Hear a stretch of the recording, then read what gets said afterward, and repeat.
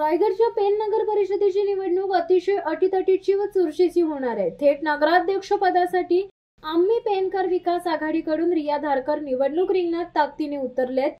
जनतेला परिवर्तन हवं असून पेनचा चेहरा मोहरा बदलवण्यासाठी आता जनतेनेच निवडणूक हाती घेतली आहे। पेन नगर परिषद निवडणुकीत केवळ शिशिर धारकर नव्हे तर संपूर्ण पेनची जनता मैदानात उतरली आहे। पेनच्या जनतेला वेगवेगळ्या मूलभूत पायाभूत नागरी सेवा सुविधा उपलब्ध करून देणे, आजवर रखडलेल्या विकासाला गती देणे, जनतेला अपेक्षित सर्वांगीण शाश्वत विकास साधणे हा आमच्या विकासाचा जाहीरनामा जनतेने स्वीकारलाय।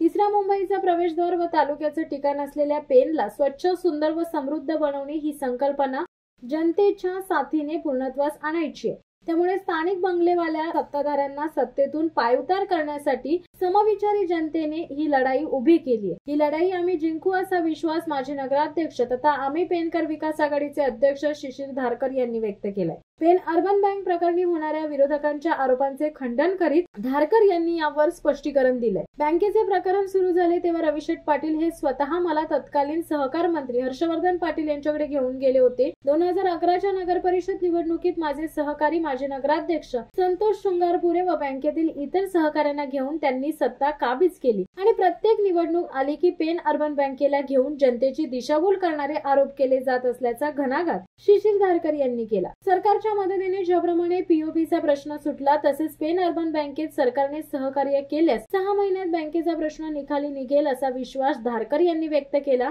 यावेळी शिशिर धारकर यांनी घराणेशाही मोडीत काढण्याचे आव्हान जनतेला केलंय। तर यंदा पेन नगर परिषद निवडणुकीत परिवर्तन अटळ असल्याचा दावा शिशिर धारकर यांनी केला। असं ठरलं, माझ्या लोकांनी सांगितलं बाबा राजकीय शब्द कोण पाळत नाही, पण काय माहितीये का, कसं माझ्या अंगामध्ये एक डिफॉल्ट मोड मला शब्द दिला की मी मागे फिरत नाही।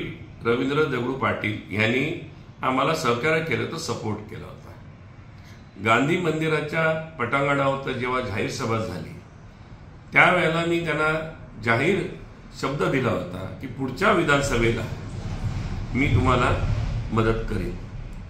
त्याच्यानंतर जी आमची चर्चा झाली, पण मी होतो राष्ट्रवादीमध्ये, चर्चा आमची आपापसात अशी झाली होती की बाबा तुम्हाला तिकीट भेटलं तुम्ही सहकार्य मी तुम्हाला करणार, जर राष्ट्रवादीला भेटलं तर तुम्ही मला सहकार्य करा।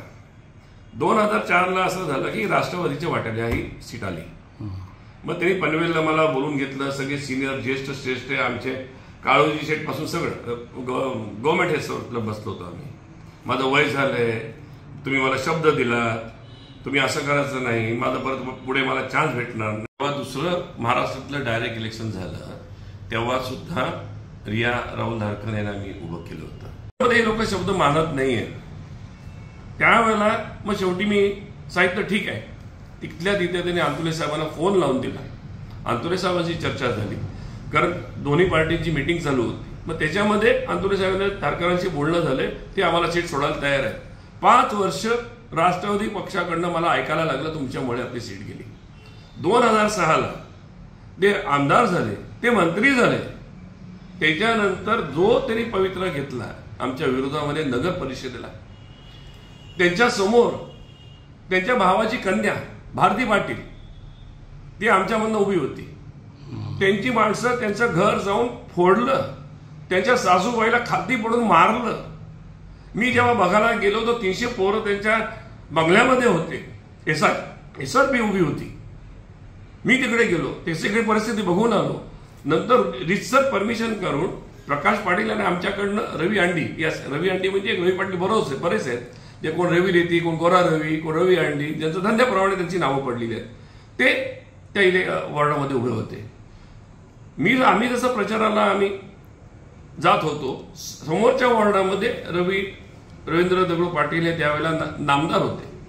त्यांनी मला बघितलं, परमिशन नसताना आमच्या प्रभागामध्ये आले आणि माझ्यावरती हल्ला चढवला। हल्ला चढवून एवढंच नाही, ज्या पडवीमध्ये होतो ती पडवी तोडली। ती बिचारी बाई मला 2दा-3दा मला त्यांनी आतमध्ये खेचलं, मी परत बाहेर आलो। नशिबाने आपल्यासारखा कोणतरी एक पत्रकार होता, हे सगळं त्यांनी ह्या व्हिडिओमध्ये टिपलं। त्याच दिवशी रात्री जाहीर सभा गांधी मंदिरला झाली। त्या सभेमध्ये नामदार तटकरे साहेब होते, आमचे त्यावेळचे जिल्हाध्यक्ष ओसवाल साहेब होते, आम्ही होतो। तटकरे साहेबांना घाई होती, पुढे अलिबागला सुद्धा सभा होत्या, सगळ्यांची भाषणं झाल्यानंतर फक्त आव्हान केलं मी लोकांना, थोडा वेळ थांबा, आणि स्क्रीनवरती दाखवलं त्यांना कशी शिवीगाळ केली, काय केलं काय केलं काय केलं, हे आव्हान केलं की तुम्ही जे वातावरण आज इकडे करताय राव्याचं वातावरण पेणमध्ये नको. त्याच्यानंतर जे रिटायर झालेले गुरुजी होते, जे फणस डोंगरीवर राहत होते, त्यांनी सुद्धा भाषण केलं, त्यांच्या घरावरती रात्री दगडफेक केली, आणि दुर्दैवाने 21 पैकी ती आमची फक्त एकच सीट गेली. त्यावेळेला जेव्हा ह्या नगराध्यक्षा उभ्या होत्या 2001ला, तेव्हा सगळ्या आमच्या सीट आल्या होत्या. शिवसत्ता टाइम्स न्यूज ब्युरो, पेन. दे धडक बेधडक वृत्त देणाऱ्या आपल्या शिवसत्ता टाइम्स न्यूज चॅनलला लाल बटन दाबून सबस्क्राईब करा आणि बेल आयकॉनला क्लिक करायला विसरू नका.